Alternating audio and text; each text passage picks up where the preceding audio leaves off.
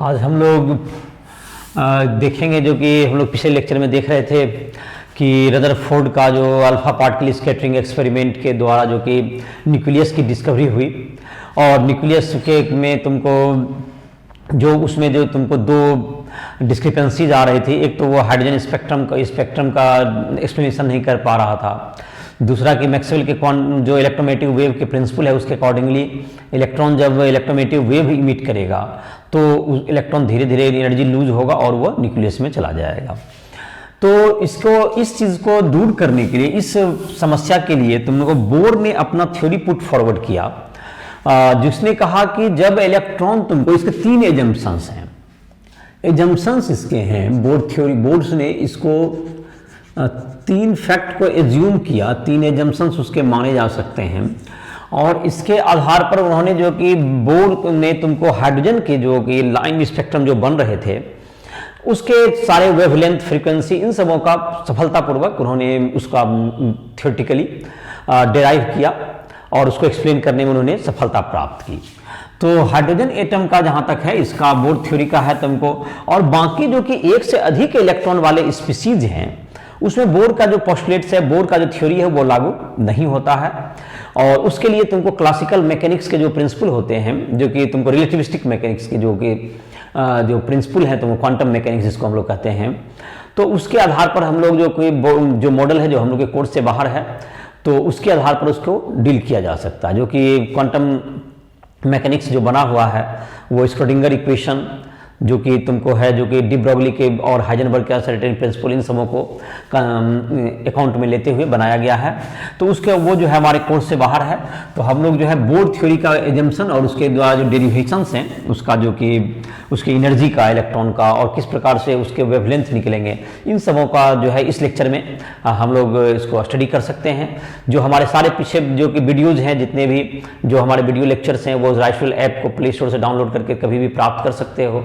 और जो भी तुमको कोई भी किसी टॉपिक में प्रॉब्लम हो रहा है, कोई प्रॉब्लम नहीं बन रहा हो, कोई आपने फिजिक्स, केमिस्ट्री या मैथ किसी टॉपिक में आपको समस्या हो रही है कि ये टॉपिक नहीं समझ में आ रहा है, इसके लिए हमें किसी की हेल्प की ज़रूरत है, तुम कभी भी उसमें राइफल ऐप को प्ले स्टोर डाउनलोड करके उस पर हमारा व्हाट्सएप का नंबर दिया हुआ है, तो उसमें तुम संपर्क करके हमसे कभी भी अपना जो टाइम है अलॉट करा सकते हो और कभी भी हमसे मदद ले सकते हो पढ़ाई के संदर्भ में। तो आज का जो लेक्चर है जिसमें कि हम लोग बोर्ड का जो है एजम्पशंस है, पहले उसको देख लेते हैं। बोर्ड का कहना एजम्पशन था the electron does not emit radiation when it revolve around the nucleus,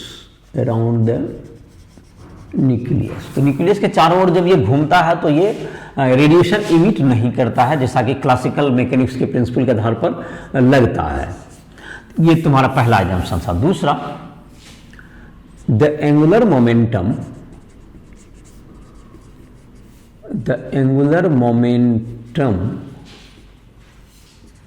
of revolving electron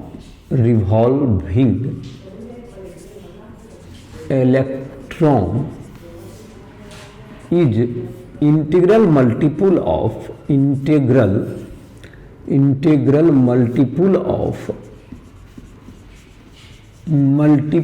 h/2π का ये इंटीग्रल मल्टीपल होगा। दूसरे शब्द में कहें अगर मास इलेक्ट्रॉन का m हो, उसका स्पीड v हो और रेडियस r हो ऑर्बिट का, तो mvr is equal to nh/2π।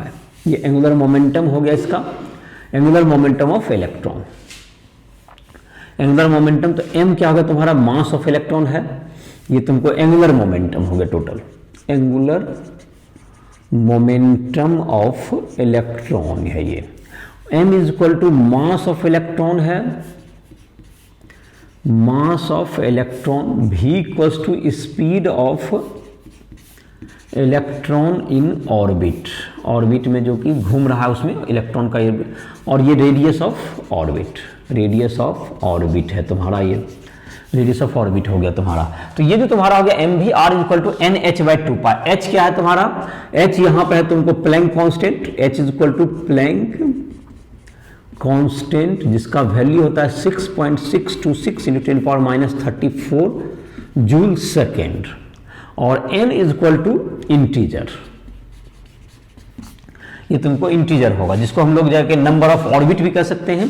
ये जो n हो जाता है तुमको नंबर ऑफ क्या बन जाता है, ये ऑर्बिट भी कहलाता है, ये नंबर ऑफ ऑर्बिट हो जाएगा। तो mvr equals to nh/2π। Angular momentum जो घूमता है, तो r क्रॉस m भी हम लोग करते हैं। ये तुमको इलेक्ट्रॉन जो कि यहाँ पे घूम रहा है, तो इसका जो तुमको होगा, इलेक्ट्रॉन जो तुमको न्यूक्लियस के चारों ओर ऑर्बिट में घूम रहा है, तो इसका जो रेडियस है r है, इसका इलेक्ट्रॉन का मास हो गया m, और इसका स्पीड है तुमको v, स्पीड v, और मास हो गया इसका m। तो mvr हो गया इसका एंगुलर मोमेंटम। तीसरा पोस्टुलेट्स कह सकते हैं, तीसरा एजम्पशंस कह सकते हैं, the atom emit radiation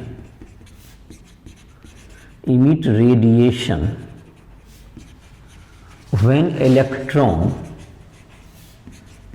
jump from higher energy orbit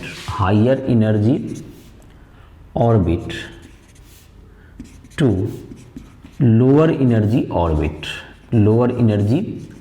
orbit। इसमें तुमको जब हायर एनर्जी से and the radiation has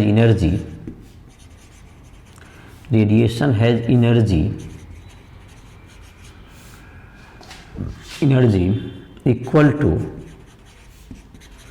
difference of energy of two orbits involved in the transaction। जो जहाँ से जहाँ तक जा रहा है इन द ट्रांजेक्शन। जैसे कि हो गया, अगर एच न्यू तुमको जो अगर तुमको इफ इलेक्ट्रॉन कह सकते हैं, electron jump from nth orbit to mth orbit n greater than m हो गया, तो H new is equal to क्या हो गया, en minus em, nth orbit का एनर्जी माइनस mth ऑर्बिट का energy, H new is equal to this one.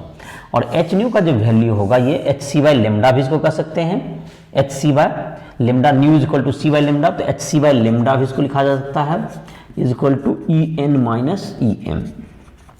और Bohr's ने इसको जो है तुमको अपने इसको डिराइव करके आगे इसको मतलब इसके एक्सप्रेशन को हम लोग, एनर्जी का एक्सप्रेशन को हम लोग डिराइव कर सकते हैं। इसके पहले हम लोग ये जो तीन पोस्टुलेट्स हैं, इसमें जो सेकंड पोस्टुलेट्स है तुम्हारा, जिसके आधार पर एक क्वेश्चन एनसीईआरटी बुक में दिया हुआ है, उसको हम लोग चर्चा करेंगे। पहला तीन को एक बार अगर रिपीट कर दें, तो जब इलेक्ट्रॉन तुमको ऑर्बिट में चारों ओर घूमता है, तो इस प्रक्रिया में तुमको कभी भी रेडिएशन इमिट नहीं करता है। दूसरा हो गया, तुमको इसका जो एंगुलर मोमेंटम होता है वो तुमको NH हमेशा mvr इक्वल टू NH/2 का h/2 का इंटीग्रल मल्टीपल होता है। और ये रेडिएशन कब इमिट करता है, ये जो रेडिएशन जिसे न्यूक्लियस के चारों ओर है, ये mth ऑर्बिट है, ये तुमको nth ऑर्बिट है। तो इलेक्ट्रॉन तुमको जब इस ऑर्बिट से इस ऑर्बिट में जंप किया, यहां से यहां इलेक्ट्रॉन जाएगा, nth ऑर्बिट है ये, और ये mth ऑर्बिट है, अंदर का ऑर्बिट। तो इस प्रक्रिया में जो कि ये जो एनर्जी डिफरेंस होगा, ये डेल्टा ई जो होगा, ये एनर्जी के रूप में निकलेगा, ये रेडिएशन के रूप में निकलेगा, जिसका रेडिएशन का एनर्जी होता है is equal to H nu, जहां पे एच प्लैंक कांस्टेंट है, न्यू फ्रीक्वेंसी हो गया, और लेमडा वेवलेंथ होता है, फ्रीक्वेंसी और ये वेवलेंथ, जैसा कि तुम पिछले चैप्टर वगैरह में भी पढ़े इसको।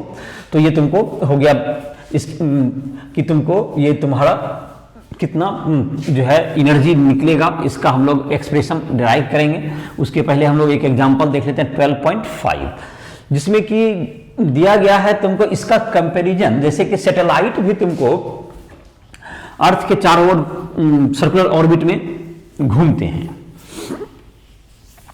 जब अर्थ के चारों ओर सैटेलाइट घूमते हैं, तो इसका किस प्रकार से तुमको अर्थ के चारों ओर जब कि ये चक्कर लगाएंगे, तो वह भी अगर एंगुलर मोमेंटम के इस प्रिंसिपल को ऑब्जर्व करे, तो उसके नंबर ऑफ ऑर्बिट क्या हो सकते हैं, और क्या उसमें प्रैक्टिकली इसको लगाना कितना फिजिबल होगा। तो इसके लिए एक दिया हुआ है, एक जो 12.5 एग्जाम्पल है उसमें एक सैटेलाइट का मास दिया हुआ है 10 kg है, वो 8000 किलोमीटर जो है अर्थ के 8000 किलोमीटर के ऑर्बिट में अर्थ का चक्कर लगा रहा है, और उसका जो टाइम पीरियड है 2 आवर का है। तो उसमें n का वैल्यू क्या होगा? तो हम लोग को फॉर्मूला जो है mvr = nh/2π, उस पर हमको बैठा करके इसको उस फॉर्मूला पर रखेंगे और उससे n का वैल्यू कैलकुलेट करेंगे। तो जैसे कि तुम्हारा ये NCERT एग्जाम्पल 12.5 होगा ये, तो 12.5 तो इसको देखते हैं। तो इसमें दिया हुआ एक सैटेलाइट जो घूम रहा है, एक सैटेलाइट अर्थ है, अर्थ के चारों ओर एक सैटेलाइट घूम रहा है।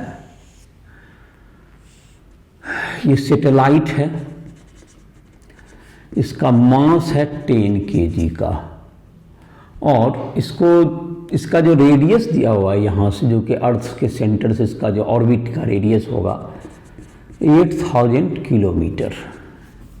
ये तो R = m हो गया, mass of satellite 10 kg, R = 8000 kilometre, या इसको मीटर में बदलेंगे तो 8 × 10⁶ मीटर हो गया, मीटर में। और टाइम पीरियड है इसका 2 आवर। तो जाहिर है कि हमको SI यूनिट की जरूरत पड़ेगी, तो 7200 सेकेंड। और जहाँ तक कि हम लोग स्पीड की बात है, स्पीड नहीं दिया गया है, और MVR जब एंगुलर मोमेंटम हम लोग लागू करते हैं स्पीड की जरूरत पड़ेगी, तो इसका टाइम पीरियड दिया हुआ है, तो इसका स्पीड हम लोग एक स्पीड क्या होगा, स्पीड = डिस्टेंस बाय टाइम। तो एक चक्कर लगाने में ये तुम्हें कितना डिस्टेंस कवर करेगा 2πr का, और टाइम पीरियड कर देंगे। Speed of satellite = 2πr circumference by speed. तो यहां पर इसका वैल्यू बाद में वहीं पर रख देंगे। अब हम लोग आते हैं 2πr/t, 2πr टाइम पीरियड। चलो इसको बाद में रख देंगे। एंगुलर मोमेंटम क्या होगा तुमको, एंगुलर मोमेंटम mvr = nh/2π, इसमें पुट कीजिए। तो m × 2πr/t × r = nh/2π। तो n का वैल्यू चाहिए, तो n इक्वल्स टू हो जाएगा 2π × 2π, दैट इज 4π² m, और r का स्क्वायर हो गया, r² एक t है और एक h आ जाएगा, t × h। तो चलिए इसका सबका वैल्यू रख दीजिए, 4 × π² 3.14 का होल स्क्वायर इंटू m का वैल्यू हो गया, मास ऑफ सैटेलाइट 10 kg है, ये 10 kg हो गया, ये m × r², r है 8 × 10⁶ का मीटर का whole square, r² by time period that is 7200 second into h 6.626 × 10⁻34 joule second, ये तुम्हारा आ गया। तो इसका जो कैलकुलेट करके हम लोग आएंगे तो ये इन द रेंज ऑफ आ जाएगा तुमको, ये तुमको इन द रेंज ऑफ 10⁻45 में चला जाएगा। ये डिजिट जो भी होगा उसको तुम देख लोगे, बुक में भी तुम्हें लिखा हुआ है। तो ये इसका मतलब ये हुआ कि ये जो तुमको 10⁻45 के रेंज में चला गया, तो इसका मतलब it has no practical significance. ये इतना बड़ा इंटीजर का कोई इंटीग्रल मल्टीपल 2, 4, 5 होता तो वो तो खैर उसका मीनिंग हो सकता है, तो it has no physical significance. Bohr theory has no significance, physical significance in this, in the orbit. Bohr theory has no physical significance in the satellite. इसमें कोई इसका फिजिकल सिग्निफिकेंस नहीं होगा, तो ऐसा कह सकते हैं हम लोग। अब हम लोग देख लेते हैं कि जब इलेक्ट्रॉन का जो कि तुमको एनर्जी क्या होगा, उसकी वेलोसिटी, तो हम लोग ऐसे निकाले थे उसका 13.6, जो कि हम लोग डाटा दे करके अभी हम लोग वेलोसिटी, उसका जो है तुमको रेडियस और उसकी एनर्जी और क्या तुमको रेडिएशन का तुमको इमिट करेगा, इन सबों को हम लोग जो है एक्सप्रेशन इस सब का डिराइव कर सकते हैं बोर थ्योरी के आधार पर। तो एनर्जी का एक्सप्रेशन, एनर्जी ऑफ इलेक्ट्रॉन, यही हेडिंग देते हैं। उसमें वेलोसिटी भी फाइंड आउट करेंगे, रेडियस भी, और सभी को हम लोग डिराइव करके उसको फाइंड आउट कर सकते हैं।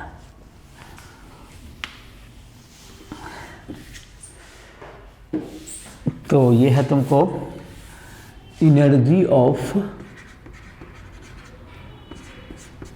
Electron in orbit. तो जहाँ तक कि ये इलेक्ट्रॉन है तुमको, और ये तुमको एक इलेक्ट्रॉन के लिए ही बोर थ्योरी लागू होता है। Bore theory is applicable only for one electron. तो जाहिर है कि लेकिन एक से अधिक हम लोग प्रोटॉन जरूर रख सकते हैं, इसमें एक से अधिक प्रोटॉन रख सकते हैं, लेकिन इलेक्ट्रॉन क्या होगा तुमको जब भी, क्योंकि इलेक्ट्रॉन अगर ये तो प्रोटॉन सबको जेड प्रोटॉन अगर है तो जेड ई चार्ज हो गया, और इलेक्ट्रॉन अगर एक ही होना चाहिए इसके लिए, क्योंकि नहीं तो फिर इसका रिपल्सन होगा, तो फिर हम लोग सेंटीपिटल फोर्स के रूप में इसको लिख नहीं पाएंगे। यहाँ पर इलेक्ट्रॉन का चार्ज हो गया -e। तो ये जो अट्रैक्शन फोर्स होगा तुम्हारा, ये कूलम्ब्स अट्रैक्शन, यही तुमको क्या प्रोवाइड करेगा, इलेक्ट्रॉन को ये तुमको ये सेंटीपिटल फोर्स देगा। ये इलेक्ट्रॉन को the Coulomb's attraction force provide centripetal force, the coulomb attraction force provide करेगा। तो इसके लिए जो एक्सप्रेशन होगा मैं वो लिख देता हूं, जेड प्रोटॉन है इसमें और एक इलेक्ट्रॉन है, तो 1/4 Q1 Q2 by R square, that's equal to क्या होगा तुम्हें mv स्क्वायर बाय आर। तो ये तुमको कूलम्ब अट्रैक्शन फोर्स, तो mv स्क्वायर आर, ये हो गया तुमको, एक आर कैंसिल हुआ, एक आर यहां चला गया, that's equal to ZE square by 4πε0। ये इक्वेशन 1 बन गया। From Bohr postulates, from Bohr postulates mvr equals to NH by 2π। तो 1/2 अगर डिवाइड करें तो इससे हमको वेलोसिटी आ जाएगा v, यहाँ mv स्क्वायर बाय mvr 2/1 कर दें, 1/2 इनफैक्ट किए, 1/2 कर दिए, 1/2 कर दिए, तो v इक्वल्स टू आ गया तुम्हें, तो ZE स्क्वायर बाय तुम्हारा 4πε0 है, ZE स्क्वायर बाय 4πε0, Z है यहाँ पे atomic number, number of proton in the, तो ये जो तुम्हारा होगा, तो एक जैसे हाइड्रोजन एटम है तो एक प्रोटॉन होगा, एक इलेक्ट्रॉन होगा, He+ होना चाहिए, क्योंकि यह तुमको 1 इलेक्ट्रॉन स्पीसीज के लिए ही लागू होगा, ये तुमको 1 इलेक्ट्रॉन स्पीसीज ही होना चाहिए। तो इसमें Z हो सकता है, Z equal to atomic number है तुमको, ये Z equal to atomic number, जैसे He+ है, He+ हो सकता है, तो इसके लिए Z हो गया 2, Li++, इसके लिए Z हो जाएगा 3, तो प्लस प्लस मतलब 3 इलेक्ट्रॉन है, तो 3 में से 2 इलेक्ट्रॉन बाहर निकल गए, तो उसी के लिए लागू होगा। और जहां तक यहां बात कर रहे थे हम लोग स्पीड का, जबकि 2/1 करेंगे, तो 2/1 करेंगे, जो स्पीड आएगा तुमको ZE स्क्वायर, और बाय तुम्हारा क्या कहते हैं second by first by second, हम फर्स्ट बाय सेकेंड करेंगे, तो तुम्हारा क्या आ जाएगा Z square by 4π into 2π/NH, ये तुम्हारा डिवाइड होगा तो ये आ जाएगा उल्टा। तो V इक्वल्स टू आ गया तुम्हें जो तुमको 2π/NH, तो नीचे चला गया, 2π तो 4π से कैंसिल हो जाएगा, तो ZE square by 2ε0 NH, ZE square by 2ε0 NH, ZE square by 2ε0 NH, इसका वैल्यू आ गया, और वेलोसिटी आ गया। तो वेलोसिटी का अगर तुमको बाकी जो सारे क्वांटिटी है, Z का वैल्यू तो नहीं रख सकते क्योंकि एटॉमिक नंबर पता होगा, E का वैल्यू 1.6 × 10⁻19 का होल स्क्वायर लिख सकते हैं, 2 इंटू एप्सिलॉन का वैल्यू 8.85 × 10⁻12, H का वैल्यू 6.626 × 10⁻34। तो इसका जो सारा कैलकुलेट करके जो वैल्यू आएगा 2.16, ऐसे लिखता है 2.2 × 10⁻6 metre per second into Z/n, ये तुमको वेलोसिटी का एक्सप्रेशन आएगा। तो ये वेलोसिटी का तुम फार्मूला के रूप में याद कर सकते हो, और ऐसे तुमको ये जहां तक आगे के डेरिवेशन में यही इसी V का हम लोग प्रयोग करेंगे। तो R जो तुम्हारा होगा, जो कि put value of V in equation 2 में रख दो, तो mvr इक्वल टू NH/2π है, mvr इक्वल टू है NH/2π, तो R इक्वल टू हो गया NH/2πm इंटू V का वैल्यू रखेंगे, तो भी का वैल्यू है तुमको 2 एप्सिलॉन नॉट NH ऊपर चला जाएगा, 2 epsilon naught NH by ZE square, 2 epsilon naught NH by ZE square, और 2 एप्सिलॉन नॉट NH 2 तो तुम्हारा कैंसिल हो जाएगा, ये NH बाई 2 पाई का 2 और यहाँ 2 एप्सिलॉन नॉट NH है, तो ये 2 कैंसिल हो जाएगा, तो तुम्हारा हो गया R इक्वल्स टू हो गया H तो तुम्हारा रहेगा, N का तो स्क्वायर हो जाने वाला है तुमको, N स्क्वायर हो गया और H हो गया, एप्सिलॉन नॉट हो गया और तुमको 2 पाई एप्सिलॉन नॉट, एक M है तुम्हारा, M तो नीचे है तुम्हारा, M इंटू MVR, तो एक भी में जाएगा तुमको तो 2 पाई NH बाई 2 पाई M, हाँ तो M तो नीचे रहेगा, तो ठीक है MZE स्क्वायर, MZE स्क्वायर, तो N स्क्वायर हो गया तुमको, H हो गया N square H epsilon not और 2 पाई एप्सिलॉन नॉट N, एक H है तुम्हारा, H छूटा यहाँ पर, H स्क्वायर हो गया, in fact N square H square हो गया, हाँ 2 H हो गया ना, तो N square H square epsilon not, और हो गया तुमको, और तुम्हारा पाई तुमको यहाँ पर 2 पाई था, यहाँ पर 2 एप्सिलॉन नॉट था, तो पाई एक बचा हुआ है नीचे, पाई MZE स्क्वायर, पाई MZE स्क्वायर हो गया नीचे, हम इसको फिर से लिख दे रहे हैं, तो तुम्हारा हो गया ऊपर हो गया तुमको N square H square, N square H square, और तुम्हारा आ गया तुमको epsilon naught N square H square, तो इसका जो R का वैल्यू आ गया तुम्हारा 2 कैंसिल आउट करने के बाद R is equal to epsilon naught N square H square by pi MZE square, तो ये तुम्हारा हो गया तुमको, इसमें जबकि R का जो और वैल्यू रखेंगे तो इसमें जब R का जो सभी क्वांटिटी को जब रख देंगे तो R आ जाएगा तुमको 53 पिकोमीटर 10⁻12 मीटर है, इंटू तुमको N स्क्वायर बाय Z, ये तुमको एक्सप्रेशन आ जाएगा, ये भी R का एक्सप्रेशन है जिसका वैल्यू हम लोग एनर्जी जो पोटेंशियल एनर्जी में इसकी जरूरत पड़ेगी, तो इसका वैल्यू हो गया तुम्हारा epsilon naught N square H square by epsilon naught N square H square bye 2mZE square, और भी का यहाँ वैल्यू हो गया। अब एनर्जी की बात आई तो हम लोग काइनेटिक एनर्जी पहले निकालेंगे फिर पोटेंशियल एनर्जी। तो काइनेटिक एनर्जी जो होगा that's equals to half mv square. तो हाफ mv का वैल्यू है तुमको, v का वैल्यू है तुमको ZE स्क्वायर बाय 2, v का वैल्यू आ रहा है तुमको, v का वैल्यू है तुम्हारा ZE square by ZE square by 2 epsilon NH का होल स्क्वायर हो जाएगा ना, ZE square by 2 epsilon NH का होल स्क्वायर। तो E पर पावर 4 हो जाएगा, mZ स्क्वायर E पर power 4 by 2 epsilon 2 into the 8 हो गया, 8 2 एप्सिलॉन NH है तो एप्सिलॉन नोट का स्क्वायर भी होगा, और NH है तो N स्क्वायर H स्क्वायर होगा। तो ये तुम्हारा हो गया, इसका एक्सप्रेशन आ गया। तो इसका जो वैल्यू अगर लिखना चाहेंगे तो ये तुम्हारा काइनेटिक एनर्जी का वैल्यू हो जाता है 13.6 electron volt into Z square by N square, ये तुम्हारा एक्सप्रेशन आ जाएगा इसका। अब जहाँ तक पोटेंशियल एनर्जी की बात है, पोटेंशियल एनर्जी में तुमको जरूरत पड़ेगी, इसको मिटा देते हैं यहाँ पर। तो ये तुम्हारा इधर का जो है तुमको वेलोसिटी का जरूरत नहीं पड़ेगा, रेडियस का जरूरत पड़ेगा। रेडियस का यहाँ पर जरूरत डाटा है, इसको बताना है तो इसकी जरूरत पड़ेगी। तो रेडियस में तुमको जो पोटेंशियल एनर्जी का एक्सप्रेशन लिखते हैं, फिर टोटल एनर्जी यहीं कैलकुलेट कर देंगे। तो पोटेंशियल एनर्जी जो तुम्हारा आएगा,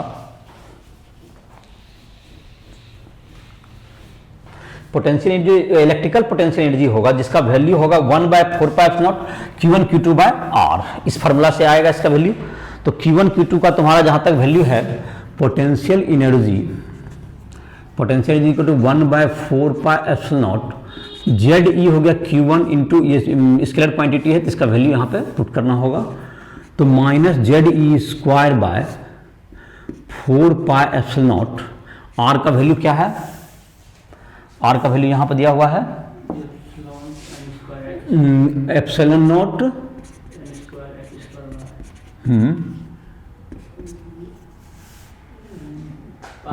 पाई M Z E square, pi M Z E square, तो pi M Z E square, तो वहां पर तुम्हारा जो एक्सप्रेशन काइनेटिक एनर्जी का जो आया है एक्सप्रेशन, वो कितना आया है काइनेटिक एनर्जी का expression, M square M Z square E पर पावर 4 बाय 8 था इसमें, तो इसमें 4 रहेगा, epsilon naught square N square H square, तो ये तुम्हारा ये भी एक्सप्रेशन सेम आ जाएगा, और इसमें सिर्फ अंतर रहेगा यहाँ पे कि 4 है, तो 4 है तो ये डबल हो जाएगा, इसका जो क्वांटिटी जो है तुम्हारा ये माइनस में आएगा, दूसरा ये तुमको माइनस साइन एक है तो माइनस साइन रहेगा इसमें, तो माइनस ये डबल होगा तो यहाँ 4 से divide 27.2 electron volt into Z square by N square, ये पोटेंशियल एनर्जी हो जाएगा। तो टोटल एनर्जी जो होगा तुम्हारा बराबर kinetic energy plus potential energy, तो काइनेटिक एनर्जी आ गया 13.6 electron volt into Z square by N square plus minus 27.2 electron volt into Z square by N square, तो ई बराबर minus 13.6 electron volt into Z square by N square, तो ये तुम्हारा हो गया एनर्जी का वैल्यू। तो Z square by N square, जहां पे जेड है तुमको, जेड है एटॉमिक नंबर, जेड है एटॉमिक नंबर और N is equal to number of orbit, N is equal to number of orbit, और इलेक्ट्रॉन वोल्ट को 1 इलेक्ट्रॉन वोल्ट का वैल्यू जहां तक जूल में अगर करना चाहेंगे 1.6 इंटू 10⁻19 जूल होता है, ये तुमको इसको कन्वर्ट कर सकते हैं, तो ये तुमको एनर्जी निकल गया, एनर्जी का एक्सप्रेशन तुम्हारा आ गया। अब जैसे कि तुमको हम लोग हाइड्रोजन स्पेक्ट्रम का अगर एक्सप्लेनेशन इसे करना चाहें तो ये तुम्हारा जो है इसमें से डाटा आ गया, तुमको एनर्जी का, वेलोसिटी का, इन तीनों डाटा को तुमको याद रखना है।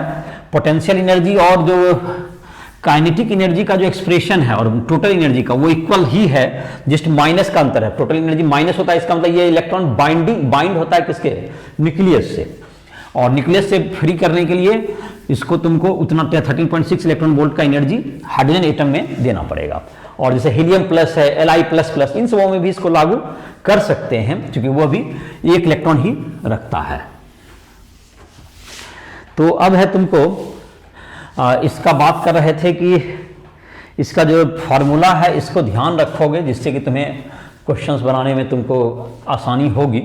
तो इसमें जो कि अभी फार्मूला हम लोग पाया है जिसको तुमको याद रखना है, मैं उसको एक बार लिख दे रहा हूँ, 53 picometre into N square by Z, ये रेडियस है, nth ऑर्बिट का रेडियस। ये तुमको वेलोसिटी जो nth ऑर्बिट में जब इलेक्ट्रॉन रहेगा 2.2 into 10⁶ metre per second into Z by N, इसको याद रखना है। एनर्जी जो nth ऑर्बिट का होगा -13.6 electron volt into Z square by N square.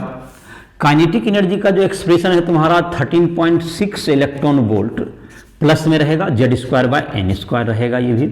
और पोटेंशियल एनर्जी का जो एक्सप्रेशन है इसके जस्ट डबल होता है, electron volt into Z square by N square. तो ये जो तुम्हारा इतना जो डाटा है इन सबों को तुम याद रखोगे। अब जैसे इसी से तुमको कोई कहेगा टाइम पीरियड का एक्सप्रेशन निकालिए, जैसे देखो टाइम पीरियड निकालना है तो T इज इक्वल टू क्या हो गया 2 पाई आर बाय वी। तो यहां पर R का एक्सप्रेशन है हमारे पास, यहां पर V का एक्सप्रेशन है, तो R और V का एक्सप्रेशन है, R का एक्सप्रेशन है एन स्क्वायर है, जैसे कि R का एक्सप्रेशन है तो एन स्क्वायर है, तो टाइम पीरियड किसके प्रोपोर्शनल हो जाएगा ये तुमको, और इसमें जेड बाय एन है तो T प्रोपोर्शनल हो जाएगा तुमको एन क्यूब के, T प्रोपोर्शनल होता है एन क्यूब के प्रोपोर्शनल हो जाएगा। और फ्रीक्वेंसी कहेगा तो frequency inversely proportional to 1/n cube हो जाएगा। तो ये जितने भी तुमको जो डाटाज हैं सबको तुम क्या कर सकते हो, यहां से टाइम पीरियड निकालना हो, फ्रीक्वेंसी निकालना हो, तो सारे डाटा को तुम इसको याद रखोगे तो ऑटोमेटिक इन सबों को इसके आधार पर कैलकुलेट कर पाओगे। टाइम पीरियड है तुमको, तो रेडियस हमको याद है, रेडियस का एक्सप्रेशन, तो स्पीड भी का भी एक्सप्रेशन याद है तो हम निकाल सकते हैं। तो इन सबों के मदद से तुमको क्वेश्चन को बनाने में तुम्हें मदद मिलेगी। और चूंकि डेरिवेशन करके सारा का डाटा जो बहुत से क्वांटिटीज है, एच है, ई स्क्वायर रहता है, एम का वैल्यू रहता है, सबको मल्टीप्लाई करना एक समय में काफ़ी कठिन है और इसलिए जाहिर है कि उसमें बहुत टाइम लगेगा और ऑब्जेक्टिव में क्वेश्चन बनाना होगा तो उसमें दिक्कत हो जाएगी।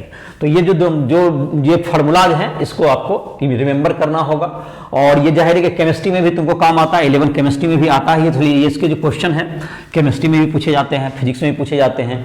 तो ये सब तुमको काफ़ी इंपॉर्टेंट होते हैं, जो कि जेई वगैरह है या नीट है, इन सबों के लिए ये काफ़ी इंपॉर्टेंट होता है क्योंकि 11, 12 दोनों में काम करता है। ये केमिस्ट्री और फिजिक्स दोनों के पेपर में इससे जुड़े हुए क्वेश्चन आते हैं।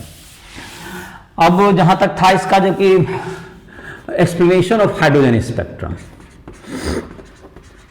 एक्सप्लेनेशन ऑफ हाइड्रोजन स्पेक्ट्रम, तो हाइड्रोजन का जो तुमको एक स्पेक्ट्रम है उसमें इलेक्ट्रॉन को, ये तो बोर्ड का कहना था कि इलेक्ट्रॉन जो है तुमको हायर ऑर्बिट से जब लोअर ऑर्बिट में आएगा, इलेक्ट्रॉन जब हायर ऑर्बिट से लोअर ऑर्बिट में आता है तो इस प्रक्रिया में वह क्या करता है, इलेक्ट्रॉन इनर्जी इमिट करता है। तो जो इनर्जी का तुमको जो इमिशन होगा तो H new is equal to क्या हो गया, E N minus E M, जहां पर nth ऑर्बिट से mth ऑर्बिट में आया, n ग्रेटर देन m होना चाहिए ऑर्बिट का। अगर electron jump from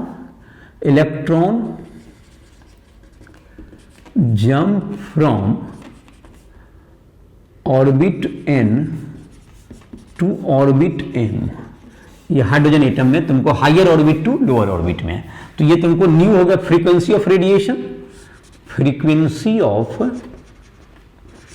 emitted radiation का फ्रीक्वेंसी हो गया, एच न्यू होगा। तो इसका जो वैल्यू, अब हम लोग अगर वैल्यू याद कर लिए होंगे तो -13.6 इलेक्ट्रॉन वोल्ट इंटू, अगर हाइड्रोजन एटम है तो जेड का वैल्यू तो 1 स्क्वायर हो जाएगा, तो जो नहीं भी लिख सकते हैं हम लोग, और बाय n स्क्वायर लिख सकते हैं। हाइड्रोजन एटम के लिए जेड इक्वल टू 1 रख दिया गया, -13.6 electron volt into 1 by m square, तो ये जो तुम्हारा हो गया, तो H new is equal to आ गया 13.6 इलेक्ट्रॉन वोल्ट, ये तो तुम्हारा ये पॉजिटिव हो गया 1 by m square minus 1 by n square. तो जैसे कि अगर पांचवा से पहला मारा तो ये इसका n का वैल्यू 5 हो गया, m का वैल्यू 1 हो गया। तो इस प्रकार से तुमको क्या हो गया, अब जहां पर एच न्यू को एच सी बाय लेमडा भी हम लोग लिख सकते हैं, H C by lambda is equal to 13.6 electron volt into 1 by m square minus 1 by n square. तो 1 बाय लेमडा जो हो जाता है तुमको 13.6 इलेक्ट्रॉन वोल्ट को जूल में बदल दो into 10 power minus 19 by H C 6.626 into 10 power minus 34 into 3 into 10 power 8, ये तुमको इतना वैल्यू आ जाएगा into 1 by m square minus 1 by n square. तो ये जो कैलकुलेट करके जो वैल्यू आएगा इसको हम लोग रेडबर्ग कांस्टेंट के नाम से जानते हैं।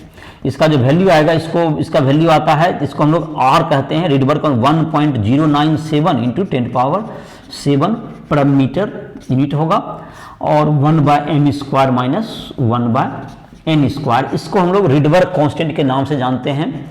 तो that is equal to r into 1 by m square minus 1 by n square, और r का वैल्यू कितना याद करना है, r का वैल्यू याद करना है, r is equal to 1.097 into 10 power 7 per metre, ये तुमको इसका वैल्यू याद करना है। तो वैसे लेमडा कभी भी हम लोग वेवलेंथ निकाल सकते हैं इस फार्मूला से, जो कि रेडबर्ग कांस्टेंट के हेल्प से। तो हम लोग क्या करेंगे, अब इसके आधार पर हाइड्रोजन स्पेक्ट्रम में तुमको जो है बहुत से सीरीज बनाए गए हैं, जिसको कि जो उसके आविष्कारक के नाम पर जो उसके डिस्कवरर थे उसके आधार पर इसका नाम दिया गया। सबसे पहले इसका जो हाइड्रोजन स्पेक्ट्रम का जो कि विजिबल रेडिएशन को देखने का जो श्रेय जाता है वो बाल्मर को जाता है। जो विजिबल जो रेडिएशन है जिनको उन्होंने सबसे पहले देखा था तो वो बाल्मर श्रेणी ही सबसे पहले विजिबल हुआ था।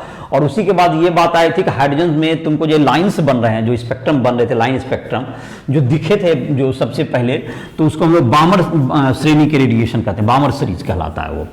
तो बामर सीरीज में होता है तुमको कि जब वो जो रेडिएशन बनेंगे वो तुमको जब कोई भी हायर ऑर्बिट से सेकेंड ऑर्बिट में आता है तो बामर सीरीज का रेडिएशन बनता है। तो पहला जो रेडिएशन का सीरीज है that is called Lyman series का radiation.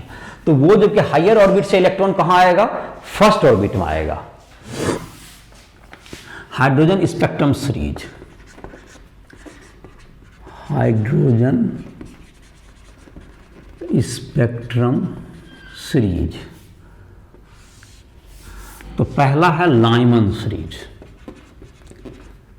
Lyman series. Electron jump from higher orbit to first orbit, the radiation emitted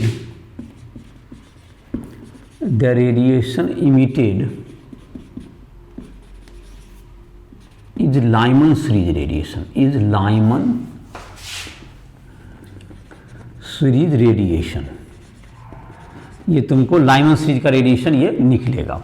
और ये जो तुमको होगा इसका जहां तक कि है इसका जो वेवलेंथ होता है, ये जो रेडिएशन का टाइप होता है, ये अल्ट्रावायलेट, ये जो रेडिएशन होता है ये अल्ट्रा वायलेट रीजन में आएगा, अल्ट्रा वायलेट रेडिएशन ये आएगा। जैसे कि हम लोग इसको कैलकुलेट करके भी देख लेते हैं। तो 1/λ इज इक्वल टू क्या होगा तुमको, रेडबर्ग कांस्टेंट r इंटू, जबकि आएगा 1 ऑर्बिट में तो इसको 1/m1 square minus 1/n square कर सकते हैं। तो ये लाइमन सीरीज के लिए, ये लाइमन सीरीज के लिए हायर से 1 में आया। तो यहां पर तुमको n का वैल्यू जो तुमको, अगर तुमको ये वेवलेंथ मैक्सिमम रखना है तो n का वैल्यू 2 रखिए, जो सबसे 1 से सबसे नीडेस्ट 2 होगा। तो फॉर लेमडा, तो लेमडा क्या होगा, सबसे मैक्सिमम होगा। तो for lambda max n equals to 2। तो लेमडा मैक्स कितना होगा ये भी कैलकुलेट कर लेते हैं। Lambda max is equal to r into 1/1 square minus 1/2 square. तो lambda max is equal to 4/3r। तो 4/3 इंटू 1.097 इंटू 10⁻⁷, तो दैट्स इक्वल्स टू 121 नैनोमीटर। ये लेमडा मैक्स लाइमन सीरीज का आया। अब जहां तक कि है लेमडा मिनिमम के लिए, तो n का वैल्यू सबसे अधिक लिखिए। For lambda minimum n is equal to infinity, तो 1/λ is equal to r/1/1 square minus 1/इन्फिनिटी का स्क्वायर। तो लेमडा इक्वल्स टू क्या हो गया, 1/r हो गया। तो 1/1.097 into 10⁻⁷, that's equals to 91 nanometre. तो ये जो तुमको है 91 नैनोमीटर से 121 नैनोमीटर के बीच में इसमें आएगा। 91 नैनोमीटर टू 121 नैनोमीटर का रेडिएशन इसमें वेवलेंथ तुम्हारा जो है रेडिएशन आएगा, जो कि तुमको जाएगा। विजिबल लाइट होता है 390 से लेकर या 380 से लेकर के 760, उससे कम है, इसलिए ये तुमको वायलेट से भी कम है, दैट इज अल्ट्रा वायलेट। ये अल्ट्रा वायलेट रेडिएशन तुम्हारा हुआ। और जैसे तुम्हारा दूसरा जो सीरीज आएगा जिसको हम लोग बामर सीरीज कर रहे हैं, जो विजिबल रेडिएशन में आएगा, तो उसमें जब रेडिएशन कहां से कहां तक आएंगे तुमको, ये फर्स्ट सीरीज के हो गए। और यहां पे जो तुमको 12.6 जो एग्जांपल था तुम्हारा, जिसमें कि 5 लाइंस निकालने के लिए कहा गया, तो n का वैल्यू 1 2 फिर 3 फिर 4 फिर 5 इसमें पुट करोगे, अभी जो फॉर्मूला था, तो एग्जाम्पल तुम्हारा एनसीईआरटी का एग्जाम्पल 12.6 तुम्हारा बन जाएगा। तो उसकी चर्चा आप नहीं करेंगे। अब है तुमको बामर सीरीज का रेडिएशन, दूसरा number Balmer series. Electron jump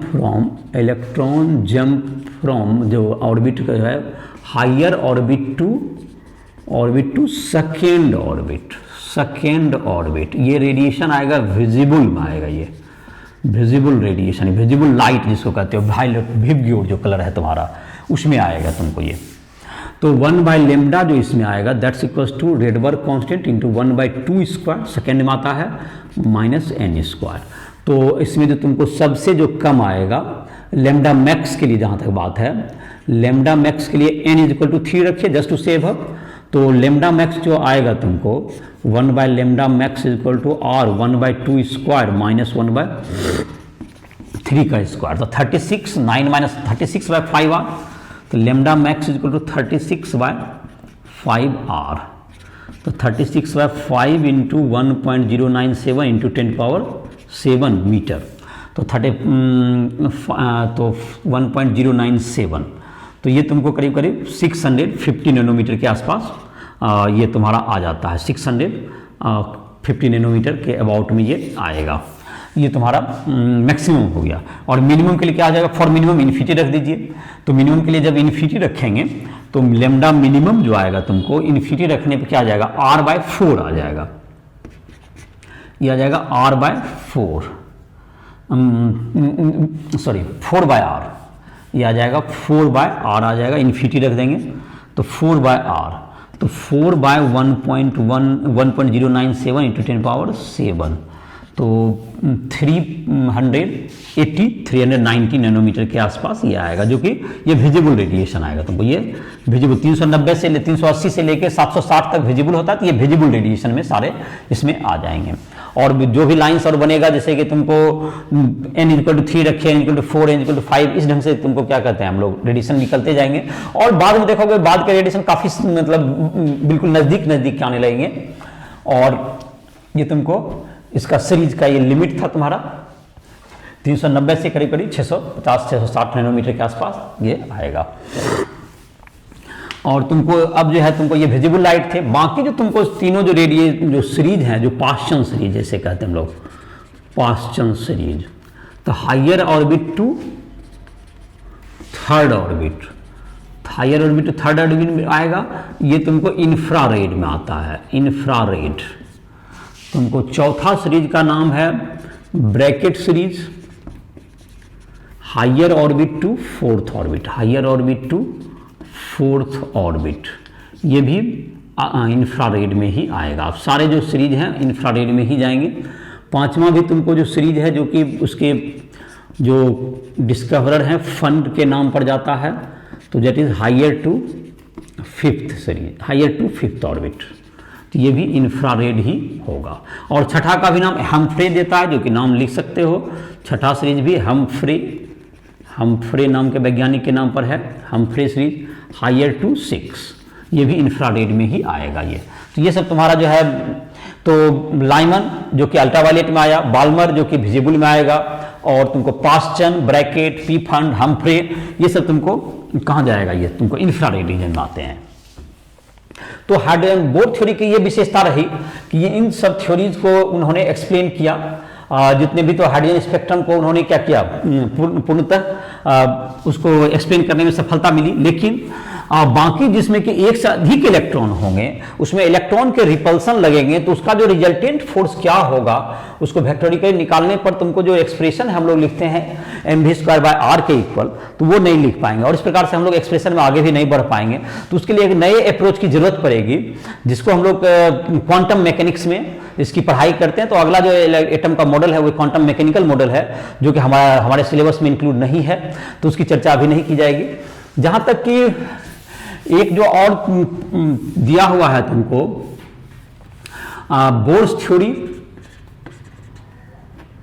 bourse theory and de Broglie principle, de Broglie wavelength, तो इसका जहां तक देखते हैं, बोर थ्योरी का जैसे था तुमको mv/r=nh/2π, ऐसा था। तो इसको 2π को इधर ले जाए तो 2πr, ये तुमको पेरीमीटर हो गया, सरकमफेरेंस =nh/mv हो गया। और डी ब्रॉगली का वेवलेंथ का याद होगा, λ=h/4π डी ब्रॉगली का फॉर्मूला होता था, तो 2πr = n × लैम्डा, चूंकि lambda = D Broglie wavelength h/mv, जो पिछले चैप्टर में पढ़ाई हुई थी। डी ब्रॉगली वेवलेंथ का ये फॉर्मूला है, तो डी ब्रॉगली वेवलेंथ, तो that's equal 2πr = n lambda. तो तुम्हारा जो कि सरकमफेरेंस ऑफ ऑर्बिट जो होगा, circumference of orbit is integral multiple of wavelength of electron wave, electron wave का मल्टीपुल होगा। जो सरकमफेरेंस है, जैसे ये जो सरकमफेरेंस होगा, ये हमेशा वेवलेंथ जो होगा इलेक्ट्रॉन से रिलेटेड, जो कि इलेक्ट्रॉन को चूंकि वेव पिक्चर भी डी ब्रॉगली करना था, तो वेव पिक्चर भी होता है, तो इलेक्ट्रॉन का जो वेव, जो इलेक्ट्रॉन के वेव का जो वेवलेंथ है उसका हमेशा इंटीग्रल मल्टीपुल में ही इसका सरकमफेरेंस होगा। तो ये तुमको एक डी ब्रॉगली के प्रिंसिपल के आधार पर इसको रिलेट कर सकते हैं हम लोग।